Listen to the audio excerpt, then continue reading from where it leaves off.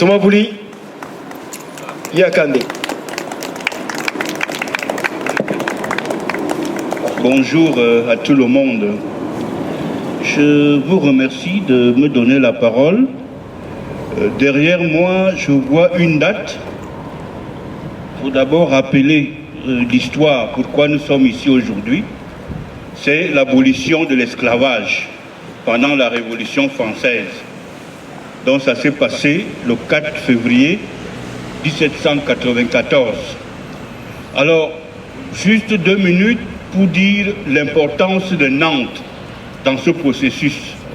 Parce que beaucoup se disent, oui, il y a eu l'abolition de 48, celle de 1794, Nantes n'est pas impliquée. Je peux vous dire que c'est archi faux. Nantes est au cœur de ce processus-là. Je ne rentre pas très loin, prenons la Révolution française. Donc en 1789, il y a un document, un livre que je vous recommande, qui est simple à lire, qui s'intitule « Bleu, blanc, nègre ». Nantes 1793, c'est-à-dire qui retrace un peu certains événements qui se passent au moment où la Convention à Paris est en train de discuter de l'abolition de l'esclavage.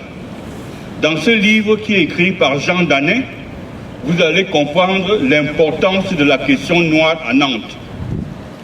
Donc, 1700 pendant la Révolution, 1791, pendant la Terreur, c'est en face de chez nous là que résidait Carrier, le fameux chef de la Terreur et les noyades qui se sont déroulées partout ici.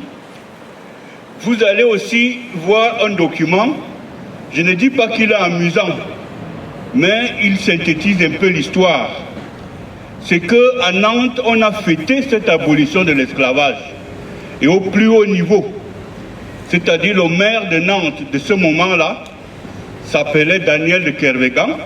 Sa rue est également en face là. Il y a même une petite plaque pour essayer d'expliquer l'histoire. Et il tient là un discours vraiment que chacun de nous aujourd'hui va applaudir.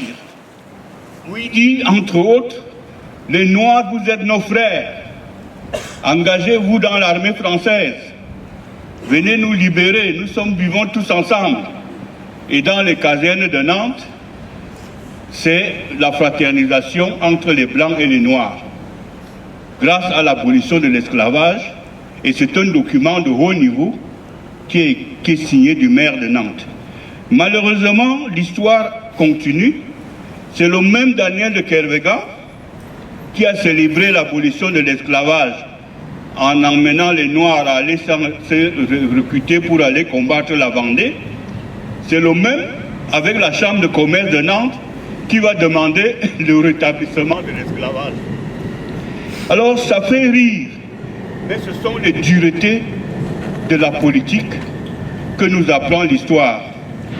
C'est Nantes qui va donc militer, comploter contre les Santonax et les autres par rapport à la révolution haïtienne que nous fêtons également aujourd'hui. Et c'est à Nantes que va venir Toussaint Louverture comme prisonnier d'État. Il sera détenu à la prison du Bouffay là-bas. Et c'est là où il va maudire le préfet et le maire de Nantes de l'époque et les notables, avant d'être transféré au fort de Joux, après avoir échappé d'ailleurs à un enlèvement du côté d'Ancenis. Donc, cette histoire-là, qui nous réunit aujourd'hui, a une place importante à Nantes.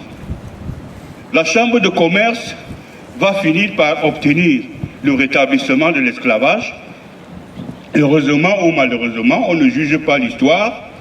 La révolution de Dessalines va mettre fin à tout cela et provoquer finalement l'indépendance de Haïti. Et c'est également à Nantes, les documents sont là. La Chambre de commerce était d'abord à la place de la Bourse, qui est en face de nous. Vous allez trouver des documents où les Nantais vont réclamer les réparations. Vous entendez souvent parler de la dette de l'État d'Haïti vis-à-vis de la France. Haïti devait donc payer la libération des esclaves et son indépendance. Donc, si je rappelle tout ceci, c'est pour dire que les gestes qui sont faits aujourd'hui ne sont pas folkloriques. Parce que je vois souvent, on parle de militantisme aveugle ou militantisme communautaire. Non, c'est une histoire qui nous concerne tous. Je vous dis que le maire de Nantes a fêté cette affaire-là avec un discours signé de tout le conseil municipal. Et je ne sais pas pourquoi certains veulent cacher ces documents aujourd'hui. Oui, il a été esclavagiste, il a fait la traite négrière, Daniel de Kervégan, comme le Gérard Mélier et comme d'autres maires de Nantes, Bacot, de la Chapelle, ainsi de suite. Mais ne cachons pas l'histoire, c'est une histoire qui concerne tout le monde.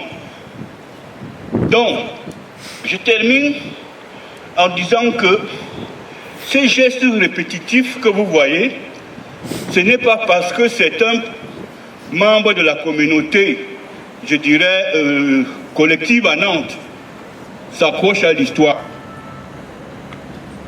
Nathalie a parlé tout à l'heure de politique et je pense que vous allez discuter tout à l'heure.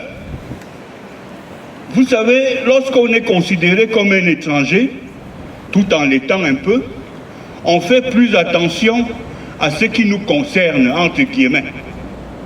C'est-à-dire, dans les politiques publiques, on va faire beaucoup plus attention à ce qui peut nous toucher et là où on peut avoir un avis ou une expertise. Moi, je suis urbaniste. Comment se fait-il que, comme par hasard, je travaille davantage sur le patrimoine qui concerne l'Afrique à Nantes? Je ne me posais même pas la question. C'est parce que quelque part, sans être communautariste ou entièrement arrivé, ça me concerne. Donc ça nous concerne et on peut donc avoir une expertise. Or, il s'avère qu'aujourd'hui, le droit de cité est dénié à un certain nombre de nos compatriotes, ici à Nantes comme ailleurs. Nous sommes par exemple exclus des listes électorales. Certains comme moi qui sommes étrangers, c'est normal. N'étant pas français, vous n'avez pas le droit de vote, donc vous êtes exclus de la liste électorale en tant qu'électeur. Mais il y a aussi un autre phénomène un peu plus bizarre. C'est l'exclusion des listes électorales en tant que candidat. Alors je parle un peu tôt parce qu'on n'a pas encore vu toutes les listes, mais celles qu'on a déjà eu à voir jusqu'ici posent cette inquiétude-là. Et juste un avertissement, une réflexion collective, attention, parce que quelqu'un qui est considéré comme un étranger va s'occuper des choses de l'étranger. Et si vous faites une politique qui concerne l'étranger, ne soyez pas donc surpris que l'étranger ne soit pas étranger à la politique de l'étranger que vous faites. Excusez-moi un peu cette tournure-là. Ne soyez pas surpris non plus qu'ils ne se sentent pas étrangers et que tous ceux qui sont dans la société collective, tout à l'heure on parlera des centres de rétention administrative, vont aller là-dessus. Je m'arrête là-dessus parce que je ne suis pas venu parler de ma deuxième casquette que vous connaissez tous et que j'assumerai publiquement le moment venu. Nous sommes donc ici en train de parler de l'histoire. Pour que l'histoire ne se répète pas, ce n'est pas de venir nous engueuler les uns les autres. C'est pour ça que retenez une seule chose, que le maire de Nantes, tout en haut qu'il était, a fêté cette abolition-là, en appelant à la fraternité avec les Noirs, en appelant les gens à s'embrasser. Et n'oubliez pas non plus que c'est le même maire de Nantes, pour des intérêts tout à fait économiques et politiques, qui a demandé le rétablissement de l'esclavage, et ainsi de suite. Voilà, merci beaucoup à tous, à tout le monde, et continuons à être ensemble. Ingeta Thomas.